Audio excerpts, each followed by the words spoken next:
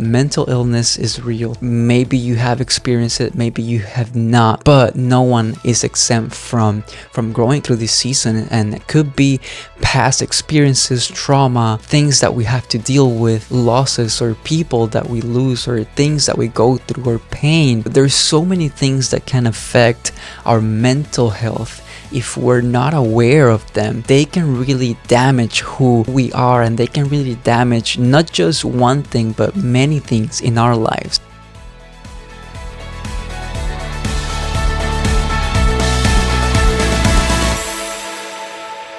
On today's episode, we're going to talk about mental health challenges and what are some ways that we can help ourselves, and what are some things that we can do to as well help others.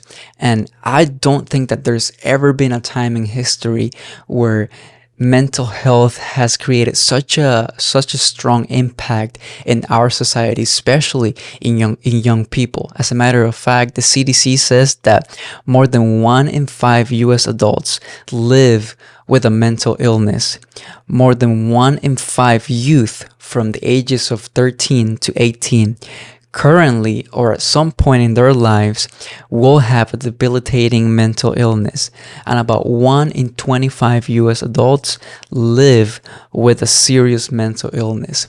So those are real numbers, but most importantly, they're real people. There are people that we know. There are people that we talk to.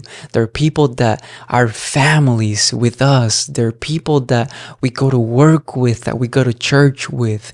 No one is exempt from going through these things. So my desire is that on this episode, we can bring some awareness, but as well try to come up with some healthy tips that we can put into our own lives that can help us go through these moments. And the first thing is that mental illness is real, that maybe you have experienced it, maybe you have not, but no one is exempt from going through this season, and it could be past experiences, trauma, things that we have to deal with, things that losses, or people that we lose, or things that we go through, or pain. So there's so many things that can affect our mental health, and there's so many things that if we're not aware of them, they can really damage who we are, and they can really damage not just one thing but many things in our lives.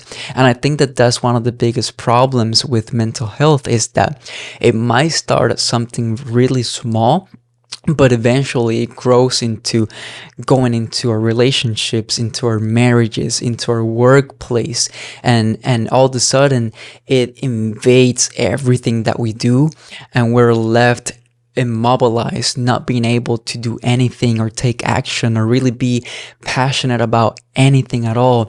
And that's the place that I don't want us to ever be. And if you have been in that place, just know that I constantly pray for you. I constantly pray for people that go through these things, but also there are people that can help. There are professionals, there are people that can help get you out of that hole. As a matter of fact, one of the problems that creates mental illnesses and these troubles is isolation. And we as humans, one of our responses to problems is isolation. We start believing that no one else is going through what we're going, that no one will be able to really understand, that no one will be able, even if they try, that no one will be able to put themselves in our place and really grasp what we're going through. And when we get in that place, when we go to that place, it's a dark place, because what that means is that now we're only having one perspective only, and that perspective is making us the losers in our situation. That when we get to that place, we don't speak to people, we don't find community, we don't trust anybody, we rather just stay in our bubble with our thoughts, which is the worst thing that we can do, because we know that in those times our thoughts could be deceptive, our reality, our perception of reality could be deceptive, because we focus on the things that are going wrong and the things that are not working. and we stop looking at the positives. And there's one thing that if in every situation we at least try to find one positive thing, I think that will switch our perspective. If there's in any moment, any circumstance, we try to see one good thing that we can take a look and we can say, hey, I see I'm going through this, but there's this one thing. If we can do that, I think that our perspective will change, and it will allow us to not stay stuck in that place. Another thing that I've read and I've done and I've put into practice myself is being grateful.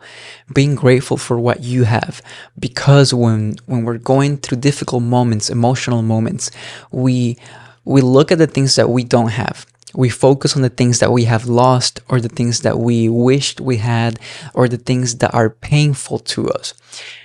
And the moment that we start giving thanks for what we do have, then that brings a fresh breath of air to us. And that's a powerful thing that I think that we can all do, is that we can take a look at the things that we do have and at least be grateful for them. Yes, I might be going through a difficult season, I might be facing these difficult things, but I'm grateful because I have such and such, or because I am where I am. I'm grateful because God loves me. I'm grateful because He has a plan for me. And even if I don't see it at the moment, I know that He's still good. He's still faithful. He still has purposes and things that He wants to do in my life.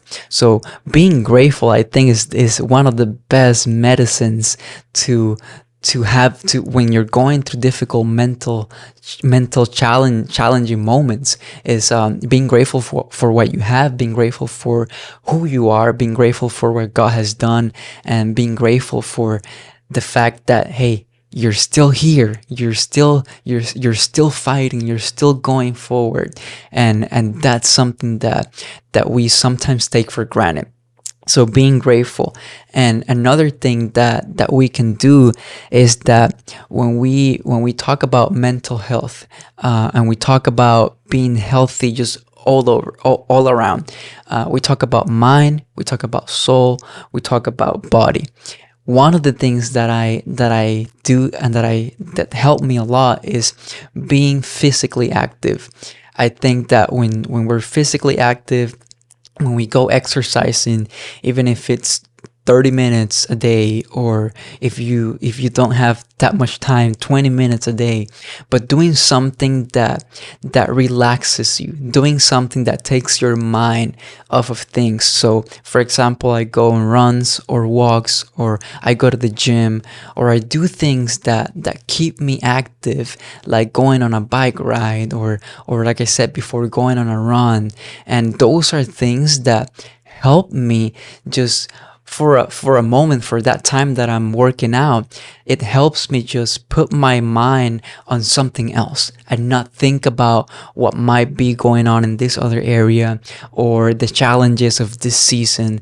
But that is something that I have done, and that if studies have shown that they help us as well. So maybe it's not, working out for you. Maybe you're not gonna go and run, but maybe you can go for a walk. Maybe you can go to a park or to a lake or to the beach, and you can take a walk, or you can read a book, even though that's not being like physically active, but doing something that takes you out of that routine of only focusing on the challenges. So those are things that I have done. One thing that I love doing as well is just spending time with the people that I love, spending time with my wife, doing things that we both enjoy. We love going to Disney. We love going to places that we both enjoy, that for the time that we're going to be there, we're going to be fully present with each other. And things could be crazy outside of that moment, those few hours, but in those hours we're only focusing on ourselves. We're only focusing on the moment, or on being with each other, doing things that we enjoy.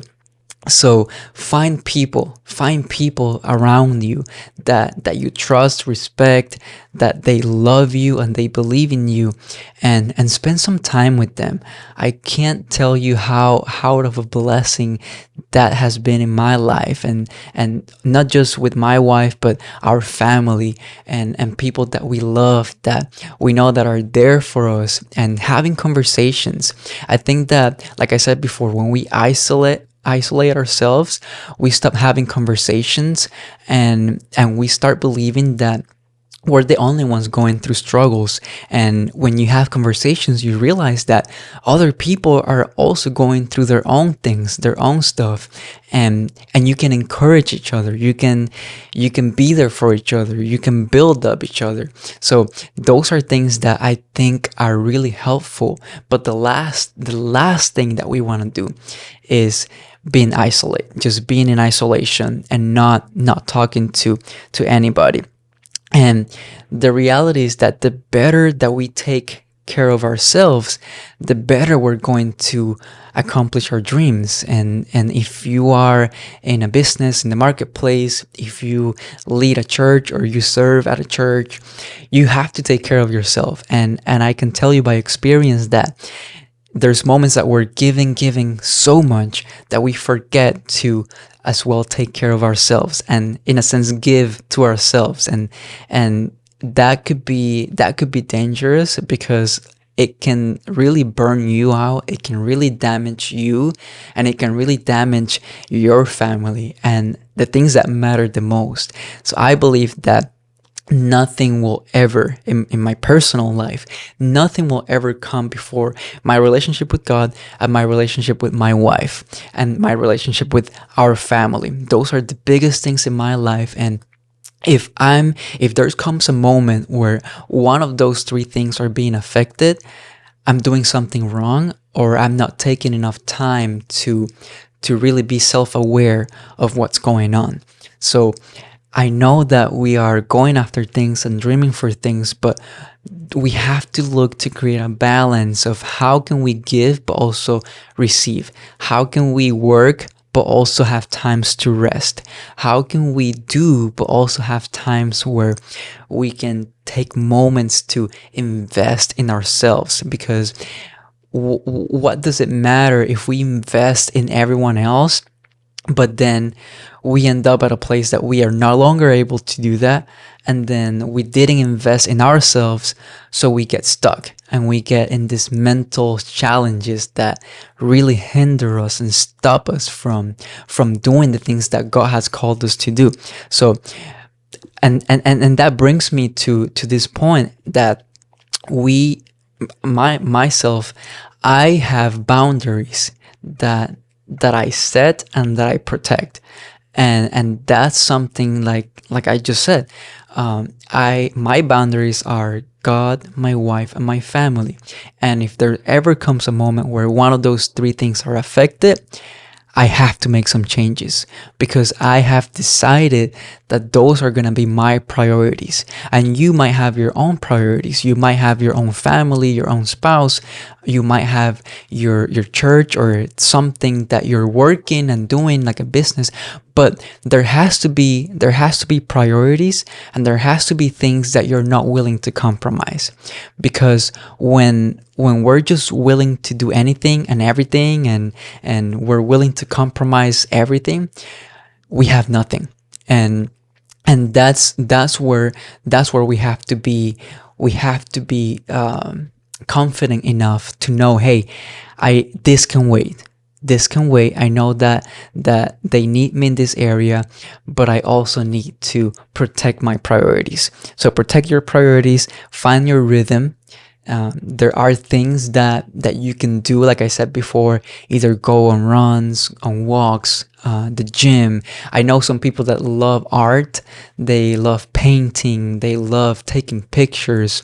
My wife loves playing the guitar and singing. And everyone has something that they can do that can relax them and can bring them down to a level where they're not thinking about everything else, but they're it's like an escape for our minds. So find something like that. Find something that you can do that can help you in that area. And we're meant to have those routines, those rhythms. We're meant, as humans, we have rhythms, right? We think about, we wake up, we go about our day, we sleep. There are routines, the day, night. There are routines, and we're used to routines. We're used to rhythms. So find your own rhythm, find your routines, find the things that can help you deal with the challenges that come with life. And then I talked about setting the boundaries, protecting those boundaries, and honoring those boundaries. They have to be important, they have to matter, and they have to be doable. If they're not important to you, when anything comes, you're going to drop that boundary and do something else. If they don't matter, same thing will happen. And if you don't honor them, then what's the point? So you have to look for those boundaries, and you have to honor them. You have to keep them. You have to make a commitment. And something that I have done and that has helped me is having an accountability partner that you can trust, and that you can tell them, these are my boundaries. These are the things that are non-negotiable for me. These are the things that I want to get done no matter what. And I need you to keep me accountable. And whether that is your spouse, whether that is a family member, a best friend. For me, I know it's my wife. She's my partner in life. So I communicate everything, and the things that I want to do, and the things where I'm not doing as well, and the things that I need her to help me with, and remind me and keep me accountable. And that's so important, because we're not meant to do life alone. We need people. We need people that we can trust. We need people that we can know that they're for us, that they're going to help us, that no matter what, they're going to give us their best. So find a group of maybe 3 to 5 people. Find that community that can not only be there for you, but also encourage you, and have that one that can be with you and be for you at all times, and be that for someone else as well. Be that person for someone else. Hold someone accountable as well. Be there for someone that needs you, because that's the way that we build each other up. And the last thing is finding something that's unshakable. And for me, that's my faith in God. That's His teachings. That's the Bible. That's His Spirit in me. That's it for me. And in this day and age, we look for things that are unshakable. We look for the truth. We look for things that are going to remain no matter what. And I can't think of nothing else, no one better than God. He will always remain the same. The Bible says that He was the same yesterday, He's the same today, and He will be the same tomorrow. And as we go through different seasons and life and challenges, we need something that's unshakable. We need something that's constant. And the reality is that as humans, we long for that. We long for something that's constant. That's why we don't really like change. We don't really like making adjustments, because we need our human minds need something that's constant. For me, that's God. He's constant. And I know that no matter the season, and I know that no matter the time, I can always go back to His word. I can always go back to His promises, and they will never change. I know that I can always go back to His love for me, and that will never change. I know that I can trust Him, and I know that I can come to Him at no matter the time, no matter the thing that I'm going through, no matter the emotions. I know that He's constant in my life. And He's constant in our family, in my marriage with my wife.